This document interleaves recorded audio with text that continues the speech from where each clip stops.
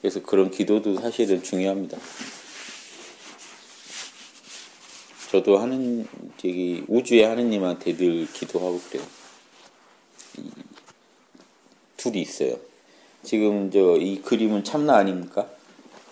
우주의 참나, 우주의 중심한테 제가 기도하는 제일 효과적인 방법은 깨어있는 거예요. 깨어있는 게 경배잖아요. 참나한테 온전히 제가 마음을 집중해 주는 거. 그게 경배예요. 최고의 경배예요. 제 에고를 순복시킨 거죠. 제 에고를 굴복시켜서 무릎 꿇려서 참나한테 절을 드린 거죠. 그래서 최고의 경배는요. 우주 비로자나 불교에서는 교회 같으면 아버지에 대한 최고의 기도는요. 제 에고를 다 거기다 바치는 거예요. 아버지하고 제 모든 욕망, 제 모든 어떤 그런 생각, 감정, 오감을 다 거기다 집중시켜주는 거예요. 아버지 뜻에 모든 걸 맡기고 제 건 하나도 없습니다 하고 다 맡기는 게 최고의 경배고요.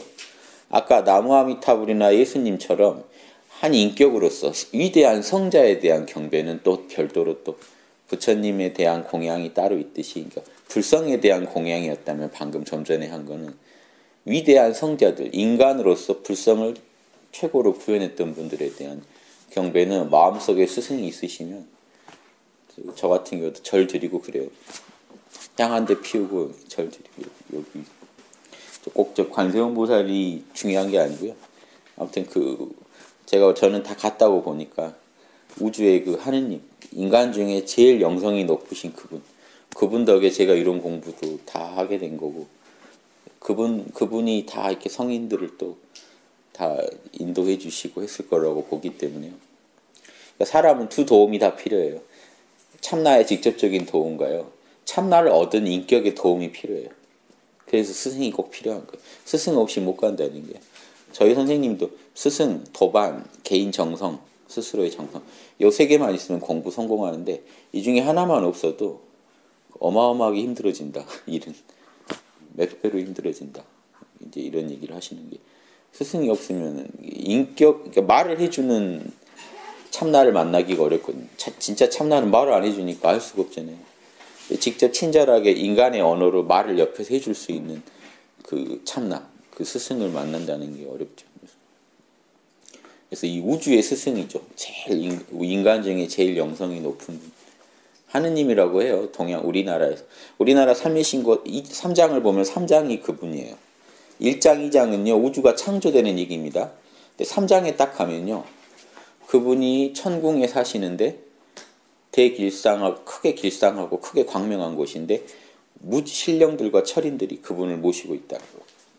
통치를 하고 있다는 얘기를 써요. 그럼 갑자기 인격을 그리고 있는 겁니다. 그분은 인간으로서 하느님이에요. 삼일신이라는 게요. 신의 세 모습을 얘기하는데, 신의 텅 빈 모습, 무구, 신의 우주를 창조하는 모습, 태그, 그 다음에는요. 인간을 경영하는 모습을 얘기할 때는 인간의 모습을 하는 신을 얘기해요. 환극.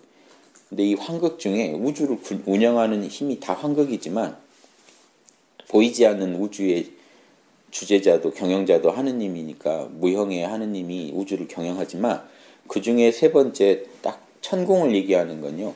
인간 중에 환극을 얘기하는 거예요. 환극이 있겠죠.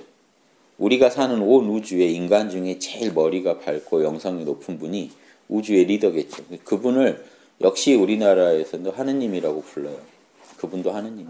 삼국유사에 환인이 환웅을 보냈네 하는 게 그 하느님이요. 지상에 내려왔다는 얘기를 하시는 거예요. 그 하느님이 자기 분신을 보내서 지상에서 홍익인간 하라고 가르쳐줬다니. 이게 어느 신 하나 똑같습니다. 제가 동서양 모든 종교를 공부해보고 내린 결론이 있어요. 그래서 제가 당당히 저는 기도를 드리는 게, 제가 다 뒤져봤더니요. 다 똑같은 얘기를 하고 있습니다. 언어만 다르지. 무형의 신에 대한 얘기 말고요. 유형의 인간 중에 제일 신성한 존재에 대한 얘기를 들어보면요. 히랍에서는 올림푸스 산이라 그래요. 거기 가면 제우스라고 불러요. 제우스가 벼락의 담당자인데, 벼락을 가지고 악을 징벌하는 담당자인데, 그 신이 윤회를 이제 하지 않는 사람들만이 그 올림푸스 산에 가요. 소크라테스가 그걸 주장해요. 자기는 더 이상 윤회를 하지 않는다. 나는 철학으로 이성을 다 정화했기 때문에 파이돈에 나옵니다. 나는 죽으면 그 신들의 세계에 태어나서 신들과 직접 만나서 공부하고 배울 것이다. 되게 설레서 죽어요. 그래서 이 힐압에 윤회하지 않는 인간들이 인격이 고도로 성숙된 인간들이 사는 세계가 있다는 얘기를 소크라테스도 합니다. 그 똑같은 얘기를 힌두교에서는 뭐라고 하냐면 브라마의 하늘, 범천이라고 그러죠. 브라마의 세계. 불교에서 그 범천을 격화시켜가지고 세계일천이라고 아주 격화시켰는데 그건 말이 안 되고요. 힌두교에서 이 브라마의 세계는요. 범천은 윤회하지 않는 존재들만이 태어나는 성스러운 세계. 그런 세계가 있다고 얘기해요. 불교에서 똑같이 불교 범천은 힌두교의 범천은 무시했지만 불교는 또 똑같은 세계를 그려놓고 뭐라고 부르냐면 정거천, 성인들이 산다고 정거천, 윤회하지 않는. 또 다른 이유로 극락, 아미타불이 극락의 교주죠. 또 어떤 다른 이유로는 도솔천이라고 불러요. 미륵이 다스리는 극락을 도솔천, 아미타불이 다스리는 극락을 그냥 극락 이렇게 얘기하는데 같은 데예요. 다를 수가 없어요. 더 이상 윤회할 필요가 없는 인격이 고매한 분들이, 영성이 지극히 우주에서 높은 분들이 태어나 사는 세계예요. 그 세계에 대한 이상을요, 인간이면 다 똑같이 갖고 있어요. 그걸 우리나라에서는 북극성이라고 해요. 예전 분들이. 그래서 예전에 사람 죽으면요, 고인돌로 덮을 때도 북극성이랑 이런 걸 파서, 북두칠성을 파서 덮어줘요. 그리 가라고. 그러니까 고향이 거기라고 생각하고 있는 거예요. 신기하죠. 그래서 우린 환인이 그 북극성의 주인인데, 하느님이 인간 중에 제일 높은 분인데, 그분이 자기 분신, 그 서자라는 게 꼭 아들이 아니고 여러 아들 중에 하나를 보냈다는 게 온 우주에 분신을 보낸다는 거예요. 아미타불이 온 우주에 자기 분신을 보내는 게 관세음보살이거든요. 똑같은 얘기를 하는 거예요. 신기하죠. 제가 이렇게 쭉 공부를 하다가 인격을 닦아간다는 걸 알았고, 영성이 높아지다 보면 십지보살이 되겠구나 하는 걸 알았고, 화엄경에 그럼 뭐라고 되어 있느냐, 십지가 될 때요, 십지보살은 색구경천의 왕이다. 우주 우리가 말한 그 윤회하지 않는 그 세계, 윤회하지 않는 신성한 존재들이 사는 세계의 왕이 십지보살이다 하고, 십지보살이 등극할 때요, 화엄경에 한번 보세요. 십지보살이 누군가 하나가 딱 되면요, 그 우주의 한 명이에요. 딱 될 때 우주만한 엄청난 연꽃이 피면서 그 가운데 궁전이 나오는데 거기 딱 앉으니까 온 우주의 그 부처님들이, 이게 우주의 신성이죠. 빛을 쏴줘가지고 정수리로 빛이 딱 들어오는데, 그게 원래 인도에서 왕이 사방에서 빛이 온다고 되어 있는데요. 왕이 등극할 때 사해의 물을 떠다가 이마에다가 정수리에다 부어줘요. 관정식이라고. 왕이 됐다는 인데, 십지보살 할 때 부처가 된다는 그걸 받아요. 엄청난 온 부처님들이 빛을 쏴줘요. 사방에서. 그래서 뭐라고 표현되냐면 이제 열애의 직책을 수행한다, 이렇게 화엄경에 써 있어요. 그래서 인간으로 존재하는 부처님은 십지보살이라는 거예요. 그런데 그 존재가 색구경천의 왕이래요.